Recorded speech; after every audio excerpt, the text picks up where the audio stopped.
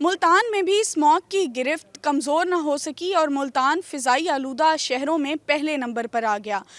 बात की जाए अगर स्मॉग की, तो स्मॉग की वजह से हद्द निगाह भी मुतासिर हो रही है और शहरियों को शदीद मुश्किलात का सामना है।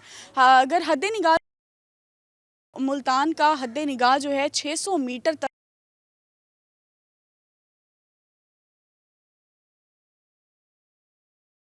कम दर्जा हरारत 14 डिग्री सेंटीग्रेड रिकॉर्ड किया गया और ज़्यादा से ज़्यादा दर्जा हरारत 24 डिग्री सेंटीग्रेड रिकॉर्ड किए जाने का इम्कान है।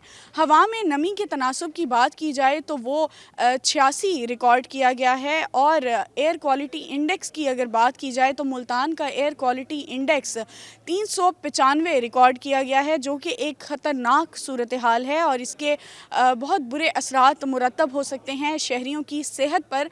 डॉक्टर्स की जानिब से मास्क और ग्लासेस जो हैं वो लाजमी करार दिए गए हैं। मास्क और ग्लासेस का इस्तेमाल जो है उसको अपनी जो है डेली रूटीन का हिस्सा बना लें और पानी का ज़्यादा से ज़्यादा इस्तेमाल करें।